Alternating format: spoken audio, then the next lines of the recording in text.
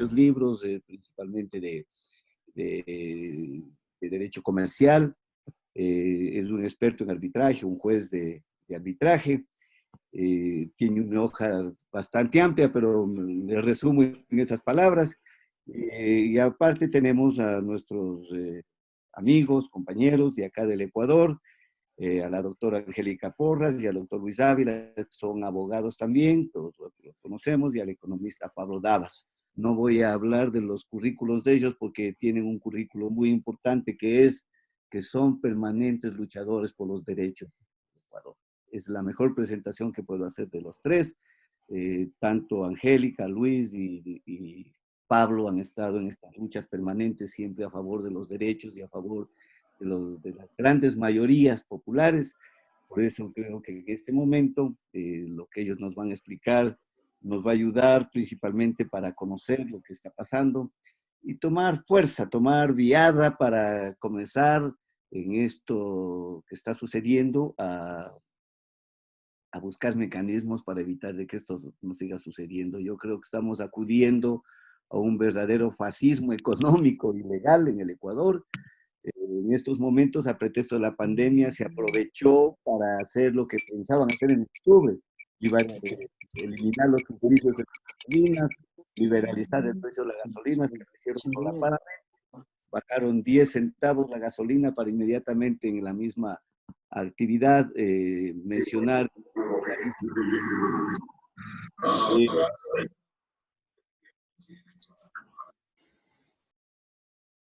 lo que en conclusión se está haciendo en el Ecuador es no proteger a los trabajadores, no proteger a las grandes mayorías populares.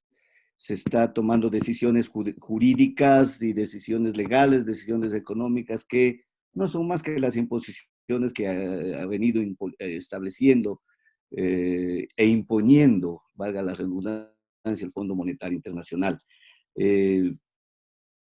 Así es que lo que más se viola ahora, paradójicamente, y quienes están aquí, la mayoría son expertos en derecho constitucional, lo que más se está violando es la Constitución. En nuestro país, el Ecuador, dice el artículo 1 que el Ecuador es un Estado constitucional y de derechos. Pasamos del Estado legal al Estado constitucional. La Constitución está por sobre domina el Estado. Y sobre la Constitución están los derechos. Pero lo que más se está violando los derechos, principalmente los derechos de los trabajadores, los derechos de la gente humilde, los derechos de las grandes mayorías. Así es que, bienvenidos, vamos a comenzar. Nos han pedido que iniciemos este debate. Pablo nos ha indicado que tiene unas actividades posteriormente. Yo entiendo de esos trabajos permanentes que se hacen con los sectores populares y me gustaría comenzar con Pablo. Posteriormente tendrá la palabra el doctor Esteban Carbonell desde Perú, luego Luis Ávila y finalizamos con broche de oro con Angélica Porras. Cada uno va a tener 10 minutos, una ronda de 10 minutos cada uno, les ruego que sean bastante estrictos en el tiempo, y luego tendremos una ronda de entre 5 a 10 minutos para que cada uno nuevamente pueda exponer lo que se les quedó en el tintero o hacer algún comentario a las exposiciones que hagan los otros panelistas, los otros expositores. Y luego, según el tiempo que tengamos, porque ya estaríamos casi 90 minutos solo en eso, entraríamos a contestar algunas preguntas que con seguridad nos harán los asistentes. Así es que bienvenidos nuevamente. Gracias, doctor Carbonell, de unirse desde Lima, Perú, en este conversatorio. Gracias a los otros expositores y comenzamos contigo, Pablo, que son las 18:13 minutos. Tienes 10 minutos para que nos hagas conocer los criterios sobre el tema de este conversatorio.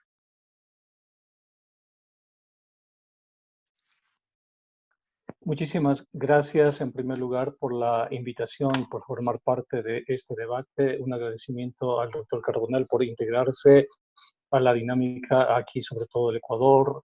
Una felicitación por la organización de este evento que me parece importante y que da cuenta de la forma por la cual las sociedades están transitando hacia la telemática, hacia la comunicación a distancia, hacia la construcción de una virtualidad y una democracia digital, que es lo que estamos observando. Bien, quiero también saludar a los entrañables amigos como Luis, como Angélica y toda la gente de Acción Jurídica Popular con las cuales estamos dando dura lucha al poder en las actuales circunstancias. Hay un elemento que me llama muchísimo la atención y es que en el mes de julio del año pasado, conjuntamente con Acción Jurídica Popular, propusimos a la Corte Constitucional del Ecuador la declaratoria de inconstitucionalidad de la carta de intención que el Ecuador había suscrito con el Fondo Monetario Internacional el mes de marzo del año 2019 para acceder a un crédito de facilidad ampliada por 4.000 millones de dólares, ¿no? A ser entregados durante 3 años, que es la vigencia del programa que el Fondo Monetario estructuró para el país. Propusimos eso el 4 de julio, pero la Corte Constitucional nos responde indicando que había tenido una reunión el día 3 de octubre, ¿no? Y además en la respuesta de la Corte Constitucional se señala que después del análisis no podían dar trámite al documento de carta de intención que había sido avalado, que había sido inscrito en el orden jurídico por el Ministerio de Finanzas y por la decisión del Comité de Deuda y Financiamiento. A pesar de eso, de que era un instrumento absolutamente legal, la Corte Constitucional adujo un criterio que me llama mucho la atención y es que la carta de intención no genera efectos jurídicos para sus administrados. Me llama mucho la atención porque el día en el cual la Corte Constitucional emite ese criterio, el 3 de octubre, el Ecuador se encontraba en el inicio de una jornada de protesta considerada la más importante de las últimas décadas, ¿no? Y esa jornada de protesta se debía justamente al hecho de que el gobierno, para cumplir con esas condicionalidades, de la carta de intención había eliminado los subsidios a los precios de los combustibles. Entonces ahí tenemos una especie de divorcio, una especie de distancia que yo diría incluso ontológica entre las dos dimensiones claves de la modernidad, que no logran todavía sintonizarse. La una es la construcción de la política en la modernidad y la otra es la construcción de la economía en la modernidad. En el liberalismo, la política y la economía no se topan. Entonces, mientras la política se define desde varios criterios y sobre todo se empata con el derecho para fundamentar al Estado, y en el caso ecuatoriano nosotros hemos visto que la declaratoria de Estado constitucional de derechos y justicia da cuenta de la transición al neoconstitucionalismo. Nosotros hemos visto que esa construcción institucional se reveló impotente para tratar de parar, para tratar de alterar, cambiar lo que la economía política denomina la acumulación de capital. Es decir, la política nosotros pudimos constatarlo y el derecho también pudimos constatarlo, no pueden alterar, no pueden transformar las dinámicas, las formas que asume esta acumulación de capital. Y es realmente sui generis esta discusión porque en la carta de intención constaban y constan elementos que son absolutamente anticonstitucionales, como por ejemplo, en la carta de intención se señala la autonomía del Banco Central. La autonomía en un país dolarizado cuya sociedad no tiene política monetaria, porque es un país justamente que perdió la política monetaria por la dolarización, cómo en esas circunstancias el Fondo Monetario exige la autonomía a pesar de que constitucionalmente no, se había definido, si se quiere, el impedimento para que el Banco Central sea autónomo. Asimismo, aquí tengo la Constitución, en la Constitución existe un artículo muy importante que el legislador constitucional, preveyendo justamente la injerencia de las instituciones financieras internacionales en la política económica del país, ¿no? Emitieron un artículo que es el artículo 419, que dice que la ratificación o denuncia de tratados internacionales requerirá aprobación previa de la Asamblea Nacional en los casos que, primero, se refieran a materia territorial, límites, pero miran sobre todo el quinto, ¿no? Dice, comprometan la política económica del Estado establecida en su Plan Nacional de Desarrollo a condiciones de instituciones financieras internacionales o empresas transnacionales. Es decir, el numeral quinto del artículo 419 cerraba toda posibilidad a que el Ecuador suscriba, a que el Ecuador firme, a que el Ecuador de una u otra manera se comprometa su ordenamiento jurídico a lo que es la carta de intención. No había posibilidad alguna para que esa suscripción de ese instrumento internacional esté contenido, esté avalado, esté definido por las leyes vigentes. Por eso es que nosotros vemos además otro aspecto que me parece interesante. Aquí en la Constitución ecuatoriana, en el artículo 289, si no me equivoco, 289-90, en 289 dice que el endeudamiento público será autorizado por un comité de deuda y financiamiento. Eso dice la Constitución ecuatoriana. Pero cuando se suscribe la carta de intención con el Fondo Monetario Internacional, nosotros vemos que en esa carta de intención con el Fondo Monetario Internacional, este comité de deuda y financiamiento emite un acta resolutiva, que la tengo acá, y en esa acta resolutiva, que es la número 006 del 11 de marzo, autoriza este comité de deuda y financiamiento a la contratación de la operación de financiamiento bajo la modalidad de facilidad de financiamiento extendido. Estoy leyendo este dato, esta autorización, y dice, para los recursos del Fondo Monetario serán para el financiamiento parcial del programa de preservación de capital. Este programa de preservación de capital no tiene existencia legal. Recién ahora, con esta ley orgánica de finanzas públicas que el gobierno ha enviado a la Asamblea, va a tener consistencia legal. Y después dice lo siguiente, dice, programas y proyectos del Plan Anual de Inversiones. Y eso me parece realmente interesante porque el Fondo Monetario Internacional, en su estatuto constitutivo, tiene prohibición expresa de prestar recursos para financiar inversiones, porque ese ámbito le corresponde al Banco Mundial, ¿no? Y después dice para refinanciamiento de la deuda. Entonces aquí en esta acta del Comité de Deuda y Financiamiento se violenta la ley ecuatoriana, porque la ley prohíbe endeudamientos para otra cosa que no sea justamente la inversión, y se violenta el estatuto constitutivo del Fondo Monetario Internacional. Esto me lleva, para ir terminando, a proponer una hipótesis para el caso ecuatoriano. Y la hipótesis para el caso ecuatoriano es que nosotros vemos que existe una dinámica en la acumulación de capital caracterizada por la lumpenacumulación. La categoría lumpenacumulación fue utilizada por Andrés Wunderfang para entender los procesos en virtud de los cuales no se utilizaba esa capacidad de controlar al Estado para, desde el Estado, por encima de toda prescripción legal, por encima de toda institucionalidad, se utilizaba el Estado para que se produzca una especie de rebatiñas sobre los recursos públicos. Esta dinámica de acumulación de capital se hace presente en la actual coyuntura del Ecuador. Nosotros vemos que hay una rebatiña de los grupos de poder por los grupos económicos, etcétera. Pero sobre esto, nosotros podemos situar que el Fondo Monetario Internacional, aparte de la condicionalidad, genera un vector que atraviesa todas las leyes, que produce una inseguridad jurídica fundamental.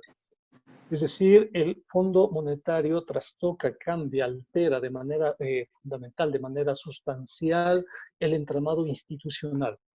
Y genera, al cambiar ese entramado institucional, lo genera una debilidad, genera una vulnerabilidad, una sensación de inseguridad jurídica. Sobre esa inseguridad jurídica, que además nosotros lo hemos visto en las últimas decisiones que ha adoptado el gobierno ecuatoriano, sobre esa inseguridad jurídica se puede instalar, se puede desplegar esta lumpenacumulación de capital.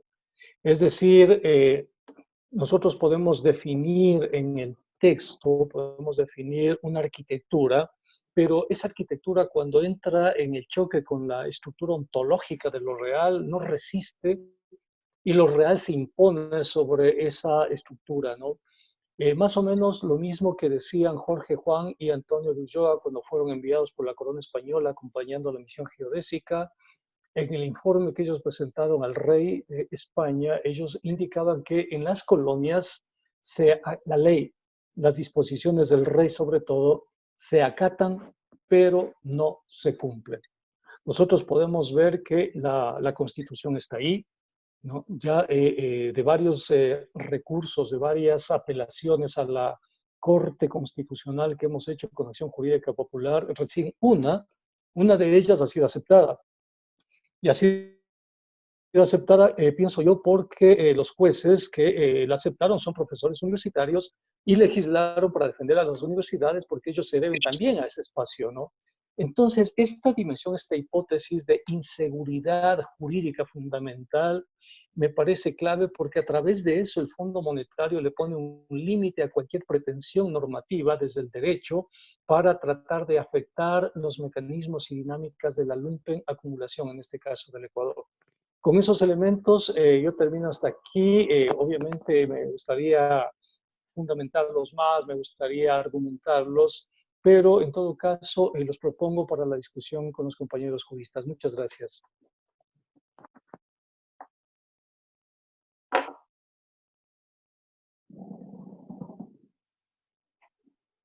Gracias, Pablo. Muy interesante intervención. Doctor Esteban Carbonell tiene sus 10 minutos iniciales para responder. Muchas gracias. Buenas noches a todos.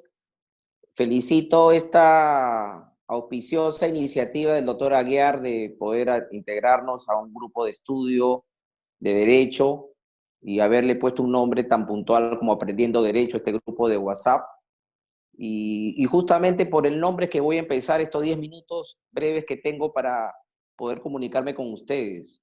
Siempre se hablaba de qué entendemos por derecho o qué aprendemos del derecho, ¿no? Y esto incluso ha sido materia de debates de filósofos del derecho, ¿no? Hay un debate muy reconocido y puntual entre el filósofo o abogado Hart y el norteamericano Dworkin, ¿no? Muy reconocido ese debate jurídico de alto nivel. Y ellos siempre analizaban para qué sirve el derecho, o es simplemente una etiqueta. Y en un estado de emergencia como que vivimos hoy en el mundo, porque es un tema globalizado, no solamente atañe a una nación, sino al mundo. Esta pandemia que nos ha aislado socialmente y que nos obliga a tener que comunicarnos a través de plataformas digitales y no poder darnos un abrazo o conversar en vivo y en directo, figura que se hace más tangible este nuevo paradigma que vive el derecho constitucional. En los albores del siglo XX se hablaba de un Estado de Derecho.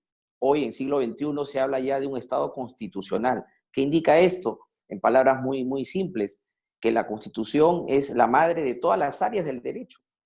Y efectivamente, si existe dentro del ámbito jurídico, en donde el abogado pues cumple un rol promotor de paz social, de generar, y ve frente a sus ojos que existe un conflicto de principios y derechos, ¿no? Porque las cartas magnas de todo el mundo recogen derechos, que si bien es cierto, no son absolutos, pero puede existir en una situación particular, como la que estamos viviendo el día de hoy, que exista pues una fricción, un choque entre principios o derechos.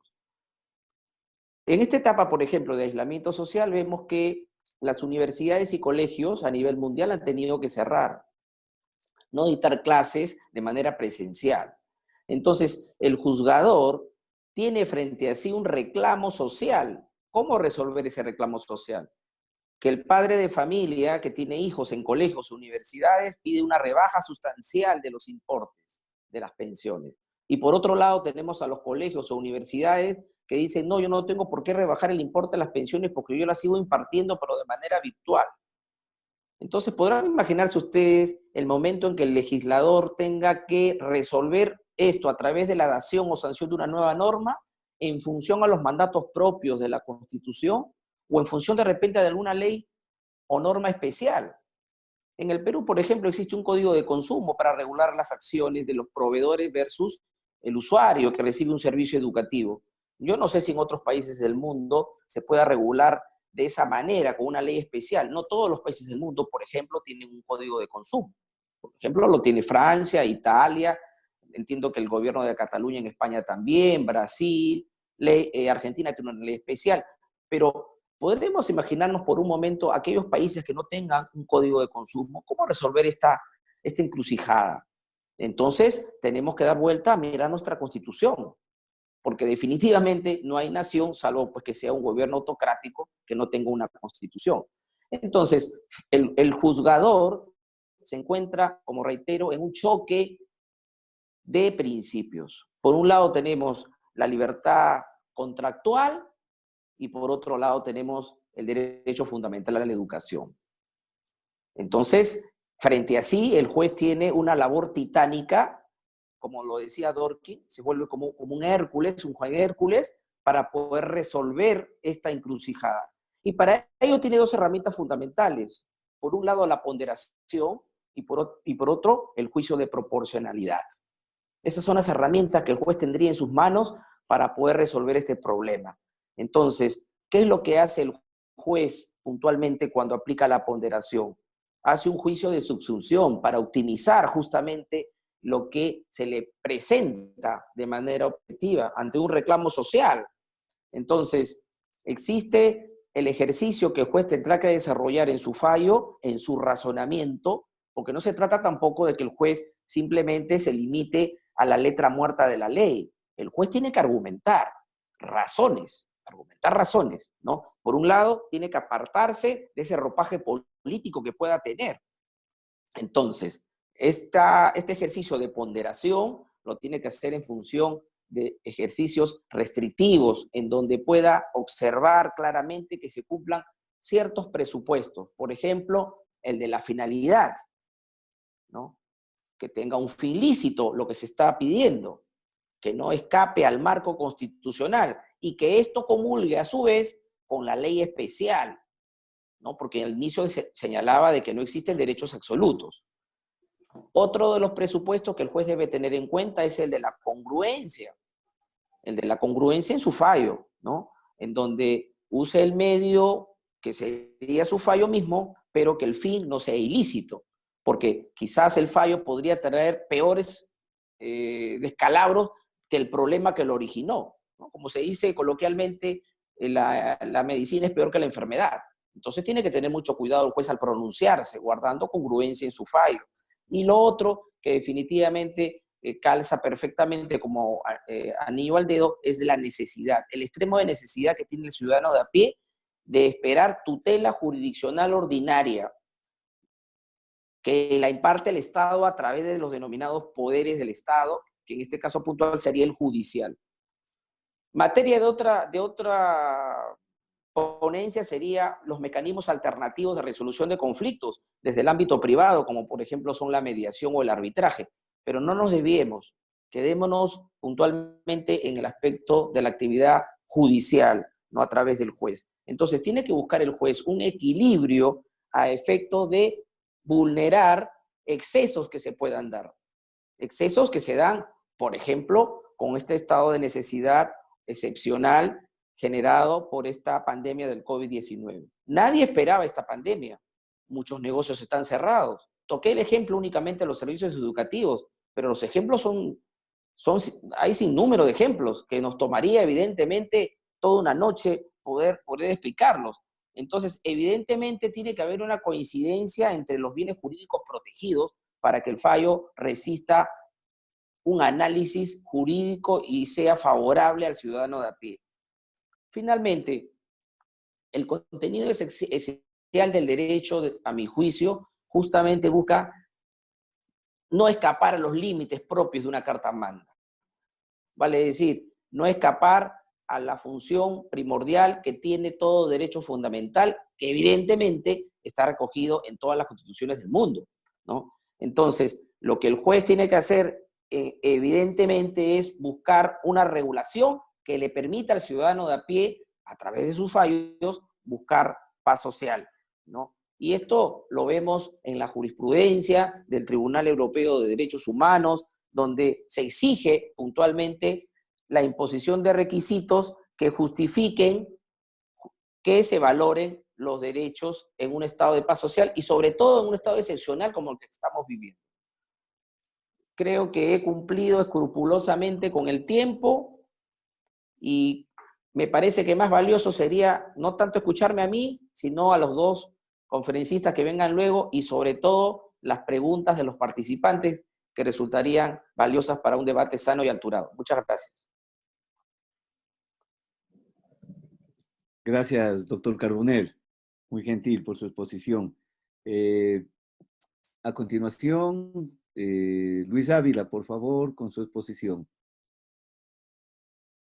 Muchas gracias. Quería agradecer la invitación y felicitar la iniciativa de Aprendiendo Derecho de penalistas de Ecuador que organizan este espacio.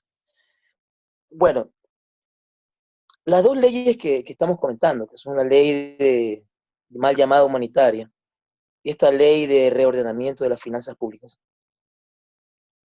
en mi criterio corresponden a tres agendas estructurales que tenemos en Ecuador y que se juntan en una sola agenda de shock económico-político. Ahí concuerdo con esta frase que mencionaba Ernesto al inicio, esta especie de fascismo económico, ¿ya? No es sino una estrategia de shock que no es nuevo, ¿ya? No es nueva. Si ustedes recuerdan, en los años 90 también se aplicaban medidas de shock neoliberales y la idea es dejar groggy a los sectores sociales con un sinnúmero de propuestas en un principio económicamente descabelladas, pero que comienzan a imponerse por el tiempo, por el impacto de los medios de comunicación y por los propios aparatos ideológicos y los grupos de poder que están detrás de los políticos de nuestro país. Naomi Klein es una de las personas que teorizó alrededor de esto y planteaba justamente esta estrategia de shock para imponer las medidas económicas en los años 90. Sin embargo, hay una variación en esa estrategia desde la política neoliberal en América Latina, porque a mi parecer lo que ocurre es que estas tres agendas políticas estructurales se juntan en una sola agenda que tiene mecanismos inteligentes para imponerse, ¿ya? ¿Cuáles son esas tres agendas? La primera agenda es la agenda oligárquica de la gran empresa ecuatoriana. Si ustedes revisan la ley humanitaria, está guiada a precarizar la mano de obra laboral con contratos que tienen un nuevo nombre, pero que son una vieja aspiración de los sectores empresariales de Ecuador. Y cuando me refiero a sectores empresariales, me quiero referir a ese híbrido que llaman aquí sector productivo, es decir, la gran empresa. No los sectores medios, no los pequeños empresarios, los empresarios de la economía popular y solidaria, los comunitarios, los emprendimientos autónomos, ¿sí?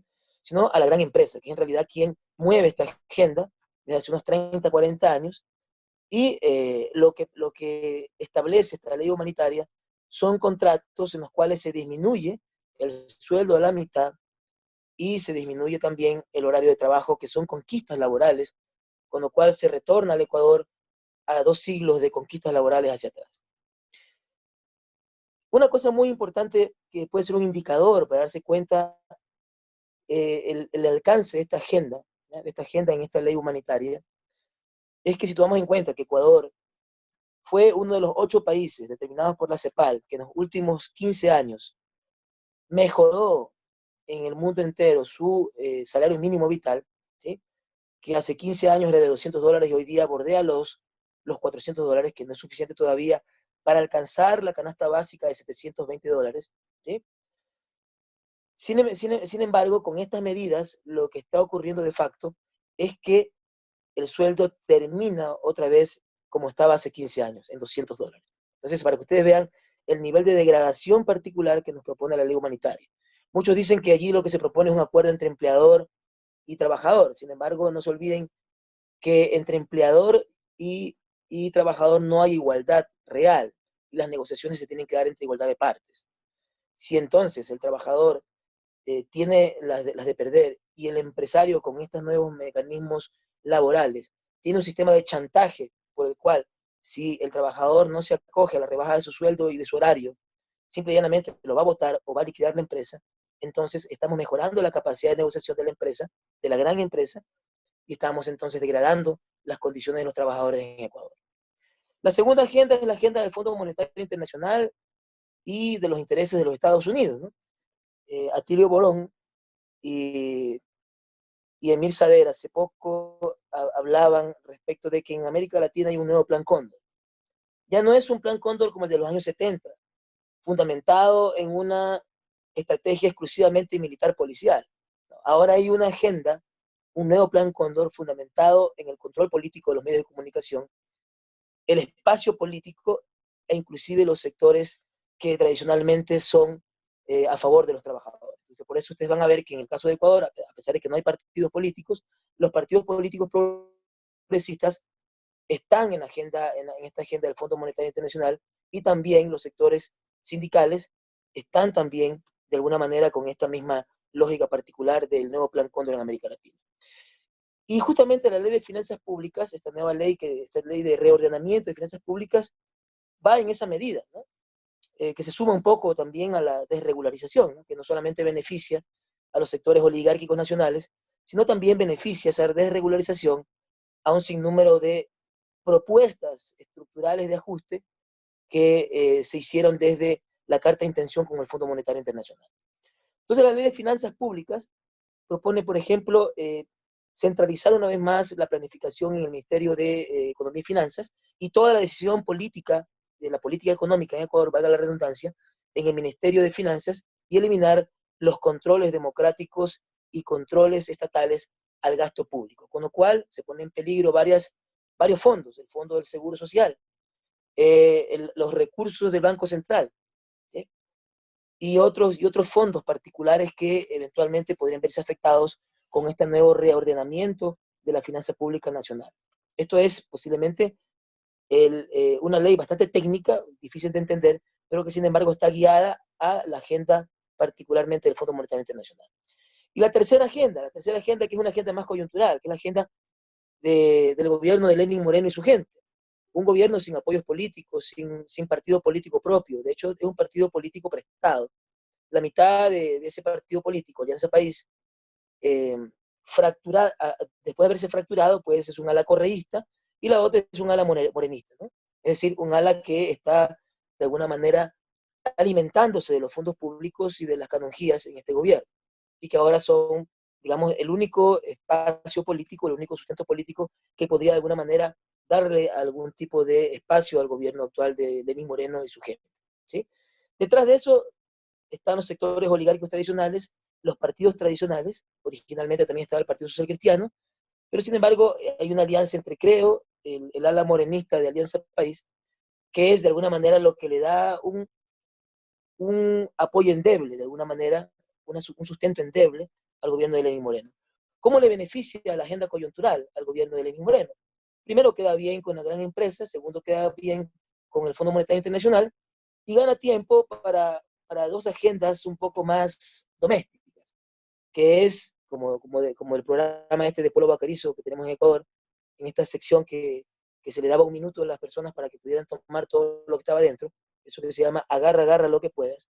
Entonces, se le da mucho más tiempo para poder salvaguardar intereses, acumular recursos del Estado a través de prácticas corruptas que se han hecho públicas en las últimas semanas, y al mismo tiempo se quiere asegurar una especie de ley de punto fijo social para lo que viene. Es decir, lo que más le preocupa a Lenín Moreno y a su gente es que después de su gobierno eventualmente pudieran verse afectados por el sistema de justicia o de control del gasto público a través de Contraloría.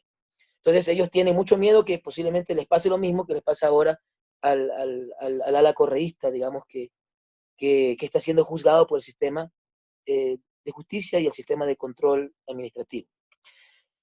En definitiva, entonces, para terminar mi primera intervención y luego pues también un poco respetar mis tiempos, lo que está ocurriendo con la ley humanitaria y la ley de finanzas públicas y esta agenda más coyuntural, que tiene que ver además con las medidas que anunció el día de ayer el presidente Lenín Moreno, donde se hace tabla rasa de la legalidad, ¿no? se le está bajando el 25% de facto de los ingresos de los trabajadores públicos, ¿sí? Tiene como conclusión no solamente acentuar estas agendas estratégicas del neoliberalismo latinoamericano, sino al mismo tiempo degradar las condiciones de vida de los ecuatorianos, ¿sí? Degradar, poner en las espaldas de los ecuatorianos el peso de la crisis sanitaria y la crisis del petróleo a nivel mundial. ¿Cómo se implementa esta política de shock? A partir de la emergencia de la crisis del coronavirus, que permite de alguna manera ser el pretexto perfecto para implementar medidas de shock, para poder implementar estas agendas estructurales de las que me he referido. Con esto quisiera, bueno, terminar mi primera intervención y escuchar a los otros ponentes. Muchas gracias.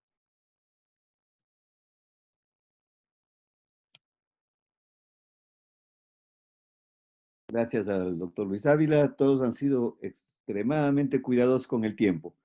En esta primera vuelta finalizamos con la doctora Angélica Porras, que inicia su intervención en este momento.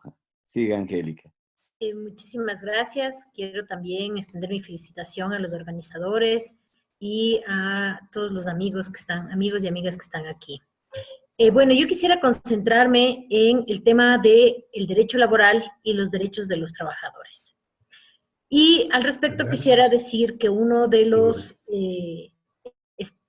espacios más vulnerados con todo lo que ha pasado en estos últimos tiempos es precisamente los derechos de los trabajadores. Yo inclusive me atrevería a decir que si no es un golpe de muerte al derecho laboral, por lo menos es un paréntesis sustancial en el derecho laboral. Porque, como todos sabemos, el derecho laboral supone un reconocimiento de la desigualdad de las partes y un compromiso del Estado por proteger al lado más débil. Y eso precisamente se ha dejado de lado de manera reiterada y ha terminado siendo una ley cuando se recoge que la alternativa sería pactar entre las partes. Pero además pactar entre las partes de manera individual. Esto lo recoge la ley de apoyo humanitario, como ustedes saben. Lo que plantea es que el empleador podrá llegar a un acuerdo para cambiar los términos económicos del contrato individual de trabajo.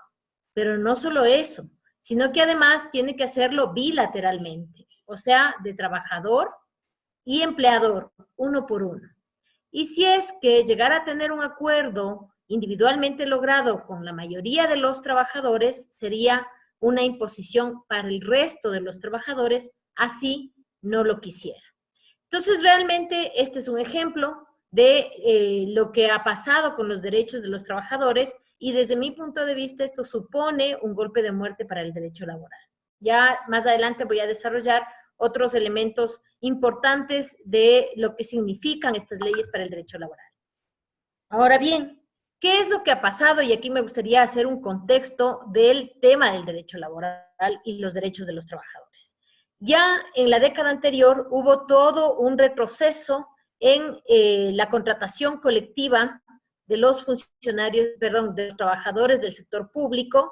Se emitió el decreto 813 que servía para desvincular a los trabajadores y podríamos decir que tanto la libertad sindical como la contratación colectiva del sector público se vio fuertemente amenazada. A esto hay que sumar que el mecanismo principal de ingreso al sector público, de vinculación laboral al sector público, se hizo con contratos ocasionales o con nombramientos provisionales, lo cual supuso poner en grave situación de vulnerabilidad a los trabajadores del sector público. Este es un primer elemento. A esto hay que sumar que ya en este gobierno hay un primer hito que es justamente el acuerdo con el Fondo Monetario Internacional.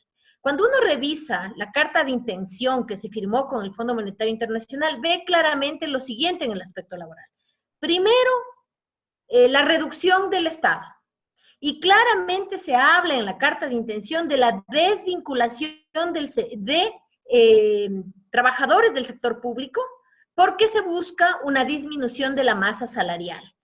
en esos términos, dice la carta de intención, es decir, claramente está diseñado que la estrategia va a ser el despido de funcionarios públicos, de trabajadores del sector público. Otro elemento que señala la carta del Fondo Monetario, la carta de intención con el Fondo Monetario Internacional, es la supuesta rigidez del Código del Trabajo. Todos reconocemos que nuestro Código de Trabajo es viejo, tiene ya muchísimos años y está pensado en un trabajador específico, que es el trabajador en relación de dependencia. Sin embargo, este Código del Trabajo viejo, maltrecho, etcétera, ha intentado proteger, aunque sea una parte pequeña de las personas trabajadoras, pero justamente atendiendo a los derechos de los trabajadores. Y sin embargo, ha sido objeto de múltiples reformas que han disminuido esa eficacia. Entonces, con respecto a este tema, la carta de intención con el Fondo Monetario Internacional dice que hay que flexibilizar la relación laboral, que esa es una de las razones por las que hay tanto desempleo en el Ecuador, desconociendo que muchos estudios de la CEPAL, de la OIT, etcétera, plantean lo contrario, que aunque esa fue la carta con que se vendió la flexibilización laboral, al final no supone mejores empleos ni tampoco más empleos. Lo que supone más bien es una precarización de trabajo en los países donde se ha adaptado esta regla de la flexibilización laboral. Y un tercer elemento que también hay que tener en cuenta para mirar lo que hacen estas dos leyes es precisamente la supuesta ineficacia del seguro social, sobre todo en el ámbito de salud. Y se menciona que es necesario, en la Carta con el Fondo Monetario Internacional se dice que es necesario valorar la necesidad de que la administración, sobre todo de salud del IES, pase a manos privadas. Entonces, allí está la receta, justamente de lo que se está llevando a la práctica. Recuerden ustedes que a pretexto de la pandemia, el Ministerio del Trabajo ya emitió una serie de acuerdos, el 76, el 77, el 78, el 80, el 81. Acuerdos que ustedes habrán revisado, no solo que dicen vamos a ir al teletrabajo, sino que permiten la reducción de la jornada, permiten la suspensión de la jornada y permiten la modificación de la jornada. En estas dos últimas modalidades, tanto la reducción como la modificación, suponen una disminución concreta en el tema de la remuneración, porque en un caso máximo 30 horas y en el otro, en el de la modificación, se incluye un día de descanso sin el pago de horas extras o horas suplementarias. De control de constitucionalidad sobre un instrumento además tan importante para la legislación y el ordenamiento jurídico como este acuerdo con Fondo Monetario. ¿Por qué no lo hizo? ¿Por qué cuando se le pidió al juez constitucional que emita un criterio, el juez constitucional se abstuvo indicando que este instrumento denominado carta de intención no genera efectos jurídicos sobre los administrados? ¿Por qué cuando se retornó a la Corte Constitucional para pedirle que defienda los recursos de la salud pública, simplemente hizo mutis por el foro? ¿Qué tipo de institucionalidad hemos construido en la cual los jueces constitucionales se convierten en correas de transmisión del poder de turno? ¿Qué tipo de sociedades son esas en las que para poder defender las instituciones, las personas, los ciudadanos tienen que arriesgar literalmente la vida? Si la Corte Constitucional hubiese dado paso, hubiese abierto el proceso al pedido de inconstitucionalidad que se presentó el 4 de julio del año 2019, imagino que Ignacio Tucumbi, por ejemplo, un comunero de Pujilí, estaría vivo, ¿no? Y no dejaría a los 6 huérfanos que ahora son huérfanos, ¿no? Y una viuda que no tienen cómo vivir, que están en la miseria absoluta. Y conjuntamente con él, otros compatriotas que fueron asesinados, fueron masacrados. Es decir, aquí nosotros podemos ver que la violencia, la teoría de la violencia, si ustedes quieren, no alcanza para entender esa forma por la cual la violencia del Estado cubre lo que he denominado al inicio la inseguridad jurídica provocada por la lumpen acumulación. El Estado utiliza la violencia No en contra de la delincuencia, ni mucho menos. El Estado utiliza la violencia en contra de sus propios ciudadanos y se la legitima y la avala en la Constitución para defender, proteger un instrumento que violenta la Constitución. Esto conduce a una pérdida de credibilidad de las instituciones. El ciudadano de la calle ya no cree en sus instituciones. La gente no cree en las instituciones, porque no solo que el juez constitucional falla en contra de la Constitución, sino que el asambleísta, el diputado, el legislador no lee el texto, la ley que está aprobando. Si el legislador hubiese leído este documento, el legislador simplemente no lo hubiese aprobado porque la aprobación de este documento conlleva otro estatuto de inseguridad. Esto significa que los jubilados, pensionistas y afiliados del sistema de seguridad social tienen que reclamar. Alcaldes, prefectos de la República tienen que reclamar. En otras palabras, estamos viendo cómo con las leyes se les lleva a las sociedades a extremos de violencia y cuando las sociedades se defienden de esa violencia, se utiliza la violencia del Estado, la violencia legítima del Estado, para someter a las sociedades a esos arbitrios, a esa forma irresponsable, arbitraria, no sé, que está por encima de la ley, que está por fuera de toda prescripción normativa, axiológica y deontológica de la ley. Con eso termino, porque ya creo que estoy en tiempo, termino. Muchísimas gracias. Si hay unas preguntas, espero todavía estar aquí. Tengo una asamblea en unos barrios dentro del momento, pero en todo caso me voy a quedar aquí hasta que sigamos trabajando. Muchas gracias.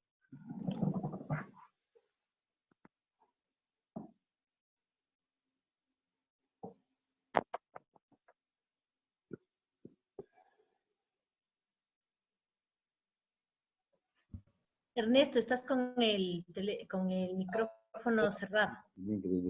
Le agradecía a Pablo y le entregaba la palabra al doctor Carbonell para que haga uso de sus 10 minutos adicionales.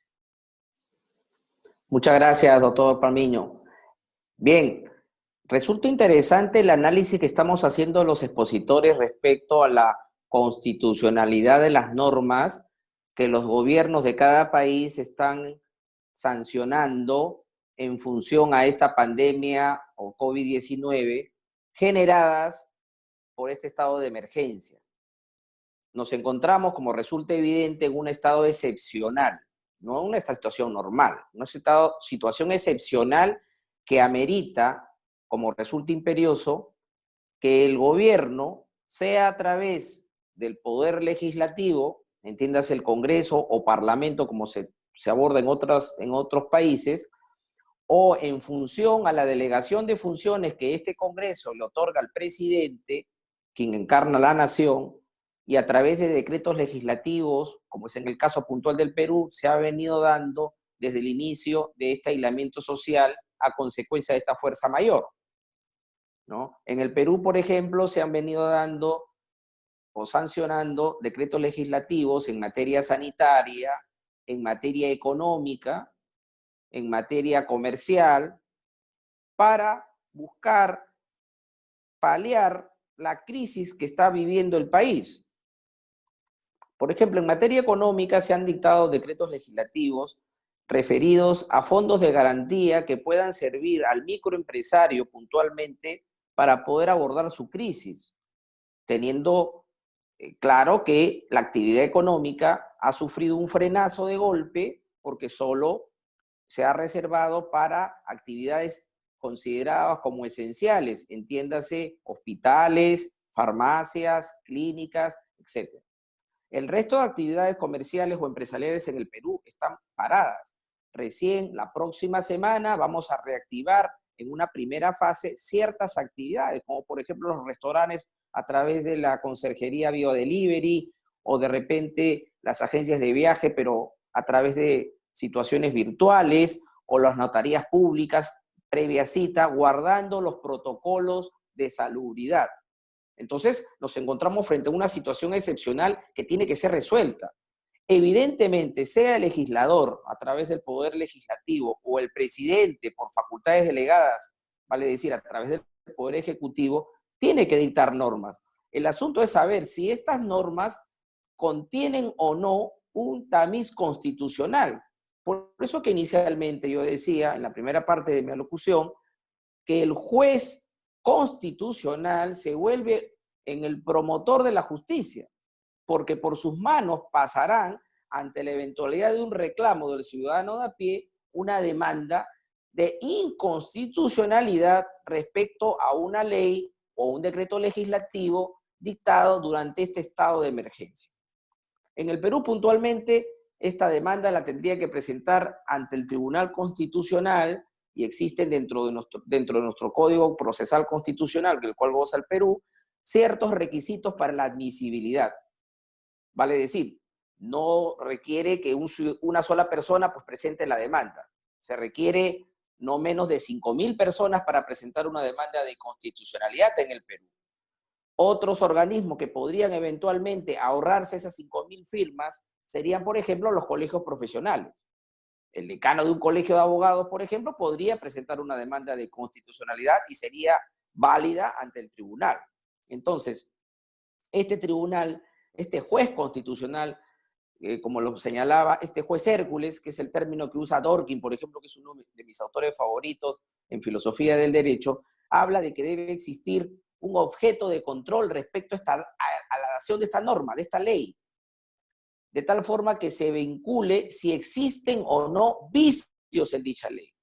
Pues no se trata de amparar la dación de una norma simplemente por la situación de pandemia que vivimos, porque si no nos volveríamos en un estado autárquico de dictar normas, estando finalmente al amparo de un gobierno democrático, como es el caso del Perú, y entiendo que muchos de los países de América Latina. Entonces, estaríamos en primer término, y por eso que el legislador tiene que ser cauto, y incluyo al presidente, porque en el caso peruano se han dictado muchos decretos legislativos en este uso de facultades, tiene que ser muy cauto en que sean asesorados debidamente por expertos para evitar justamente el asunto de acciones de inconstitucionalidad. Caso contrario, porque también he escuchado algunos comentarios de que existirían jueces sumisos al poder, que eso no falta, creo que eso es un pan de cada día en todos los países. El Perú no está exceptuado, les confieso, y el Tribunal Constitucional se vende los ojos y no mire lo que tenga que mirar, entonces ya estaríamos incluso escapando a la jurisdicción nacional y estaríamos pensando ya en una jurisdicción supranacional. Entonces ya no estaríamos hablando puntualmente de un juicio de constitucionalidad, sino de un juicio de convencionalidad, porque todos los países del mundo no son parias, están alojados en ciertos ordenamientos de carácter supranacional. Entonces existen cortes internacionales a la cual el demandado sería el Estado que violenta en función a la dación de una norma, como por ejemplo escuché a la doctora que hablaba respecto a normas de índole laboral. ¿No es así? El derecho fundamental al trabajo está sobre cualquier cosa. O sea, no podría, por eso que señalaba en un inicio, cuando hay una fricción de derechos, ¿no?, de principios, por ejemplo, el empresario podría cruzar el tema de la libertad contractual y por otro lado el ciudadano le pida, no, pero yo tengo derecho al trabajo. ¿Quién va a delimitar esa línea sutil para saber quién tiene la razón? El juez constitucional, justamente, usando elementos constitutivos de ponderación, de proporcionalidad. En otras palabras, y para terminar, el juez ya dejó de ser un juez formalista, un juez normativista que solo habla de la letra muerta de la ley, porque si no sería muy sencillo. Creamos un robot, ¿no? De repente le podemos poner Blue al robot, ¿no? Recuerdo mucho al robot Blue porque era un robot que se le habían introducido las reglas del ajedrez, ¿no? Entonces a este robot Blue de repente se le pueden introducir todos los códigos y normas del mundo, y entonces por una bandeja ingresamos la demanda y el robot por el otro lado responde. No, el juez es más que eso. El juez es un ser pensante, un juez que tiene que argumentar con razones. Entonces se rompe ese paradigma del juez formalista, del juez normativista. Es un juez que tiene más allá y no mira a la sociedad, la observa. Gracias.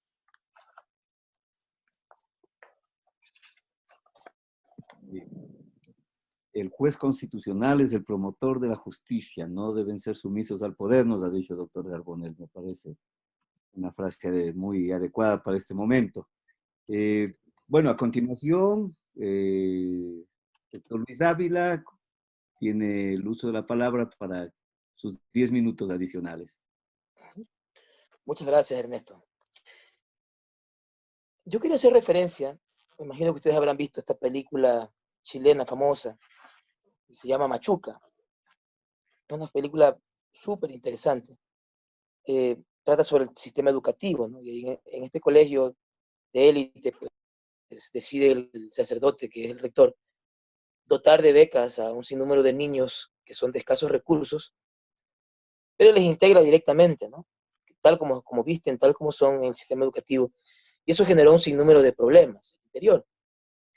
Hay una reunión de padres de familia y en medio de toda la discusión de unos padres que decían que a sus hijos los están educando los comunistas y otros que decían que estaban de acuerdo porque eso era parte de la conciencia social que debían tener los alumnos en el sistema educativo.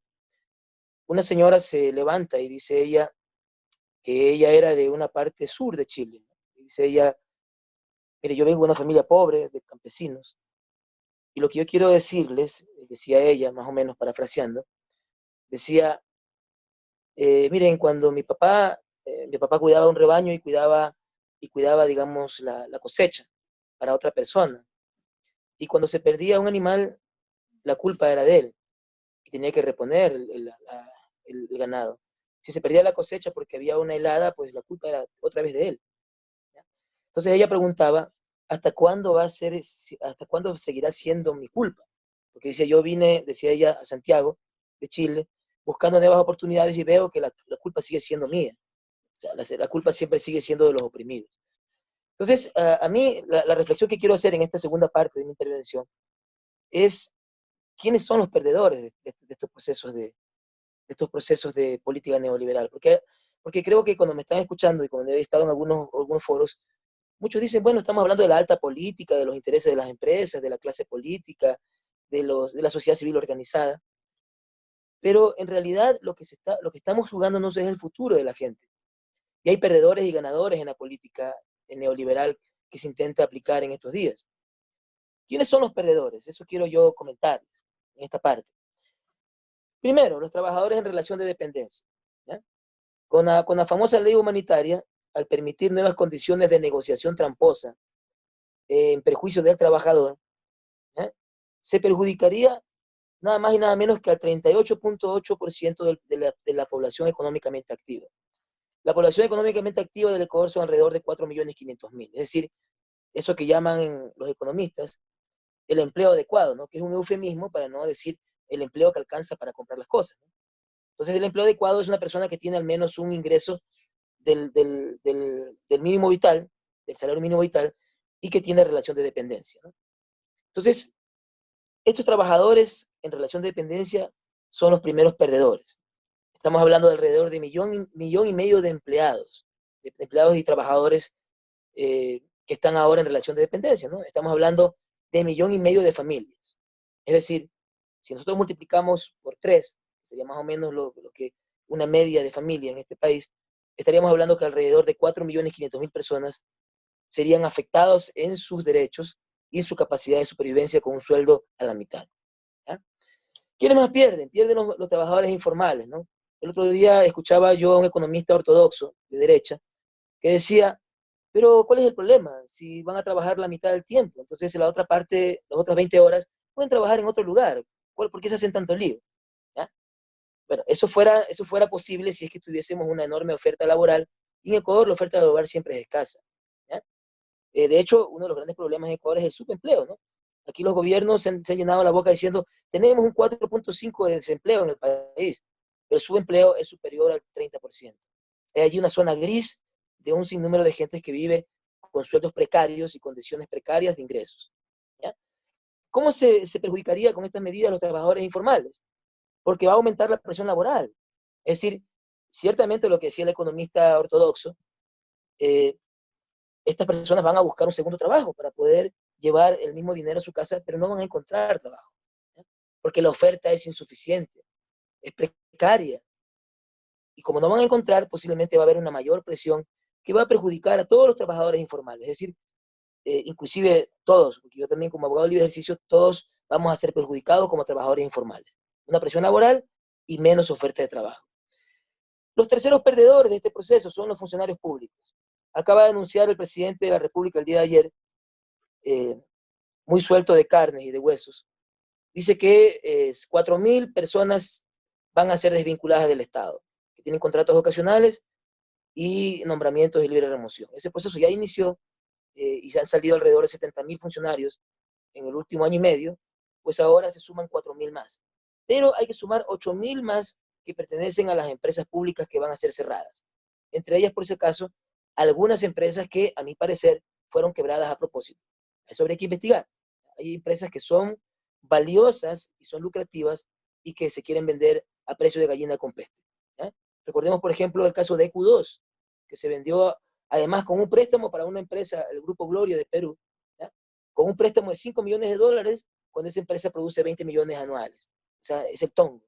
Es un robo descarado de los recursos públicos.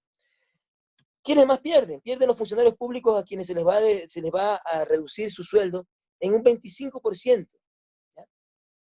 Se va a reducir directamente el 25%. La ministra María Paula Romo dijo que era el 16.5%. No sé de dónde saca eso. Si se van a disminuir 2 horas diarias de las 8 horas específicas que trabajan hoy día los funcionarios públicos. ¿Sí?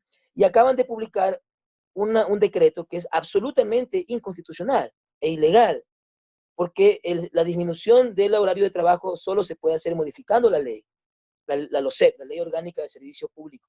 ¿Ya? Y sin embargo se lo hace con un simple decreto, donde además se pone un mecanismo tramposo. Se dice que la máxima autoridad decidirá, ¿ya?, si baja o no el sueldo. No nos olvidemos que la LOSEP no solo se aplica al Ejecutivo, se aplica a todo el sector público. ¿Ya? E inclusive es norma supletorio para el Poder Judicial. Entonces la pregunta es, ¿este no es un mecanismo también para que esas autoridades eventualmente disminuyan también el sueldo de los funcionarios públicos de los otros poderes? Veamos. Pero ¿quiénes más son los perdedores de todo este proceso? Creo que en realidad todos los ecuatorianos, porque en esta tira y afloja y en esta actitud desesperada por imponer estas medidas neoliberales a la fuerza del gobierno de Lenín Moreno y su gente, bueno, estamos desarticulando y debilitando más las instituciones. Yo quiero hacer referencia a lo que decía Angélica y también lo reiteraba, digamos, Pablo.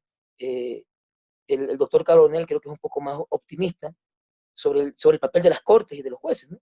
En el caso de Ecuador, el papel de los jueces y las cortes ha sido desastroso en esta crisis, tanto en esta crisis como en octubre. ¿Ya? Pareciera como que hay una especie de puerta giratoria de la justicia constitucional, pero no para los delincuentes, como dicen allí respecto del habeas corpus.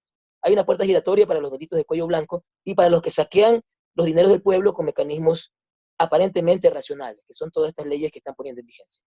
¿Ya? Entonces perdemos todos, las instituciones se debilitan más, estamos en las puertas de una gran crisis política, movilizaciones sociales, luchas y resistencia que va a generar mucha más pobreza y mucha más inestabilidad, pensando además que estamos a las puertas de las elecciones presidenciales de 2021, lo cual hace mucho más difícil este contexto. Es decir, todos perdemos en este proceso lamentable en un intento de imponernos leyes no solo inconsultas, sino que además con graves violaciones del procedimiento. Fíjense la ley humanitaria, con un ponente ausente, ¿ya?, acusado de actos de corrupción, ¿sí?, que encarga por una bola mágica y por señales de humo la presidencia de la comisión, siendo el ponente del proyecto, vota como que si fuera un juez sin rostro, en el sistema Zoom, con la cámara cerrada. No sabemos de dónde. Yo sospecho que eso lo hace desde Ipiales, desde el Wi-Fi de Alcosto, ¿ya?, en Colombia. No sabemos dónde está, si es prófugo o simplemente ya ausente. Una ley de finanzas públicas que tuvo cuatro votaciones, ¿no? Se aprobó por subasta inversa, no se aprobó por el proceso democrático de aprobación de un proyecto de ley. Es absurdo. Bueno, yo quiero decir una cosa final y con eso quiero terminar. Espero que sea valioso lo que quiero decir. El neoliberalismo es una ideología, no se pierda. ¿Ya? Nos han querido confundir desde el consenso de Washington que las políticas neoliberales son tecnocráticas, que es una cuestión de modelos de gestión, de normas para generar mayor empleo, ¿ya?, para facilitar la gestión del Estado, para modernizar, cualquier pretexto. ¿Ya? No, compañeros y compañeras, el neoliberalismo también es una ideología. Y les voy a comentar alguna frase para que ustedes estén conscientes de que es una ideología, ¿ya?, y que es una ideología que además mata. ¿Ya? Algunas frases que se dicen en el contexto de lo que se conversa ahora y que desafortunadamente aprovecha el gobierno con sus aparatos ideológicos y con su mecanismo y con toda su maquinaria propagandística para posicionar estas leyes que son absolutamente inconstitucionales. Les repito esta frase, miren. Los únicos que quieren riqueza es la empresa y los inversores, pues son los únicos que saben hacer dinero. Esto decía también el ex candidato Álvaro Noboa, ¿no? Por eso decía él, tienen que elegirme a mí porque la única persona que sabe hacer plata en el país soy yo les enseño, ¿ya? El Estado empresario. Esto ustedes lo ven decir de algunas personas que integran las cámaras de comercio y cámaras de la construcción del país. Ideología neoliberal. Otra frase, hay trabajo pero solo que la gente es vaga, la gente no trabaja porque es vaga. ¿Ya? Obviamente, pues si hay una precariedad del mercado laboral y nosotros todos tenemos un deseo natural de buscar una ocupación digna, ¿ya? Obviamente que no estamos dispuestos a aceptar cualquier trabajo, salvo que nos estemos muriendo de hambre, ¿no? Por eso mucha gente que salía del país, o salía, porque ahora tampoco se va a poder hacer eso, salía del país a buscar trabajo en el primer mundo, hacía trabajos que aquí en el Ecuador no harían ni pagado por 4 veces. ¿Ya? Pero esto es parte un poco del contexto social que posiciona estas leyes, lastimosamente. El neoliberalismo es una ideología. Otra frase, la burocracia es un gasto, además inútil, no es inversión. ¿Ya? Esto lo dicen hasta los economistas, hasta lo decían los economistas de izquierda hasta hace poco. ¿Ya? Es decir, invertir en burocracia es gasto, es inútil, es gasto corriente, dicen, ¿no? Entonces, es ideología, compañeros y compañeras, y todo eso ustedes lo van a ver en las leyes que están intentando que se ejecuten ahora a la fuerza. Y finalmente, por ahí veía a alguien que decía, el Estado no sirve, excepto cuando tiene que dar dinero. Claro, si me da dinero a mí, y además para los sectores productivos, para la gran empresa, para las 4 empresas que además en este país, grupos económicos que han ganado más en los últimos de 15 años, entonces ahí sí sirve el Estado. Bueno, en todo caso, yo quiero decir que estas leyes evidencian justamente esos prejuicios neoliberales y esa ideología neoliberal, que no es solamente una cuestión normativa o de política o de alta política, sino que el liberalismo en la vida social y cotidiana mata. Así que, por favor, hay que curarse de esta grave enfermedad que es más grave que la pandemia. Se llama neoliberalismo.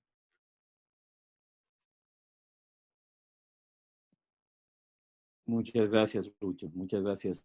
Estupenda la intervención. Terminamos con Angélica Porras, por favor. Bueno, muchísimas gracias. Yo quisiera referirme a un punto que me parece importante, que es ¿por qué es importante la Corte Constitucional en este momento? Recordemos que estamos en un estado de excepción. Y en un estado de excepción, por la propia estructura y por la propia institución recogida en la Constitución, se permite cierta limitación de derechos y además se permite que el Ejecutivo concentre ciertos niveles de poder que no los tiene en condiciones normales de una democracia, sino solamente por el estado de excepción. Pero alguien tiene que controlar. O sea, el punto es, el estado de excepción significa que el Ejecutivo puede hacer lo que quiera sin control. La respuesta es no. ¿Y quién debe controlarle al Ejecutivo en un estado de excepción? La llamada a controlarle al Ejecutivo en un estado de excepción es la Corte Constitucional. Y eso no es gratuito. Por eso, precisamente, es que el estado de excepción, una vez que se dicta, entra a la Corte Constitucional para que ella diga varias cosas. Primero, si es constitucional el estado de excepción. Primera cuestión, si es inconstitucional o constitucional. Segunda cuestión, que la Corte diga cuáles son los límites que le pone el Ejecutivo para manejar el estado de excepción. Entonces, en este dictamen de constitucionalidad que hace la Corte Constitucional, le dijo al Ejecutivo, mire, usted tiene estos límites. ¿Cuáles son esos límites? En primer lugar, lo único que se limita es el derecho de reunión, el derecho de el de reunión, el de movilidad y el de asociación. Pero además le dice, incluso si la gente quiere protestar, puede hacerlo pacíficamente. Entonces, esos son los límites que le pone la Corte Constitucional al Ejecutivo. Y luego le dice una cosa que es bien importante para analizar todo lo que ha ocurrido en la pandemia en el Ecuador. Y le dice en su dictamen constitucional, todos los funcionarios públicos solo pueden actuar conforme a las competencias que están en la Constitución. Y cualquier restricción de derechos o cualquier movilización extra de recursos se tiene que hacer a través de un decreto ejecutivo. Eso le dice la Corte Constitucional al Ejecutivo. Pero solo para poner un ejemplo de lo que ha pasado. ¿Qué pasó? La circular 003, una circular, un oficio, no es un acuerdo ministerial, no es un decreto ejecutivo, es un oficio. El oficio 003 del viceministro de Economía y Finanzas es el que hace, básicamente, permite, les dice a todas las instituciones del Estado, incluidas las universidades e incluidos los GATS, que tienen que desvincular a todos los funcionarios públicos que tienen nombramientos provisionales y contratos ocasionales. De suyo, ese elemento ya tenía que merecer el control de la Corte Constitucional, porque está violando su propia disposición, en primer lugar. En segundo lugar, el recorte del presupuesto para la educación, que también fue emitido en el marco de esta circular 003, se hace violando directamente el artículo 165, numeral 2 de la Constitución, que prohíbe que en estado de excepción se utilicen esos recursos, los de la educación y los de la salud, para otros fines. Para eso sirve la Corte Constitucional, justamente para poder decirle al Ejecutivo cuáles son los límites que tiene en el control que tiene que hacer en el estado de excepción. Entonces, el papel de la Corte Constitucional es clave. Ahora le toca enfrentarse a un momento muy importante para legitimarse como Corte Constitucional. Recordemos que el constitucionalismo trae una discusión bien de fondo, que es la democracia de los jueces. A eso se le llama objeción contramayoritaria, es decir, una cosa que se objeta al poder de los jueces constitucionales es justamente que su legitimidad no viene de la democracia. ¿De qué viene? De los argumentos de sus sentencias, de la capacidad de sus sentencias de proteger los derechos constitucionales. De eso viene la legitimidad de los jueces, porque ellos no son elegidos por el pueblo, son elegidos técnicamente. Entonces ahora la Corte Constitucional tiene un examen crucial que le serviría para justamente reparar esto que no ha hecho como debería, con la debida prestancia, porque además no son cualquiera los juristas que están en la Corte Constitucional. Entonces, deberían tener un papel clave en este momento de la crisis. Y es justamente enfrentar las inconstitucionalidades que se van a presentar en el tema de las dos leyes. Ambas leyes son inconstitucionales, y no solo por el tema de fondo, no solo porque violan derechos constitucionales. Todos conocemos aquí que uno de los principios fundamentales de nuestra Constitución es la no regresión en materia de derechos humanos, al contrario, la progresividad. Entonces, el papel que tiene el derecho a la salud, o el papel que tiene en nuestra Constitución el derecho a la educación, el papel que tiene el derecho a la alimentación, y todos esos derechos están siendo afectados por estas leyes. Pero además, por la forma se han afectado los derechos en materia de estas dos leyes. Ya nos contó Luis Ávila cómo es que se decide esta ley de reordenamiento de finanzas públicas. Se vota en medio de un escándalo de corrupción. Y además el ponente era uno de los asambleístas, o era el asambleísta cuyo asesor principal es uno de los principales, es uno de los detenidos en realidad, pero se le encuentra con unos cuantos cientos de dólares, perdón, miles de dólares, parece que $500,000. Entonces, fíjense ustedes la situación, la precariedad de la Asamblea Nacional. En esas circunstancias se aprueban las leyes, estas dos leyes, las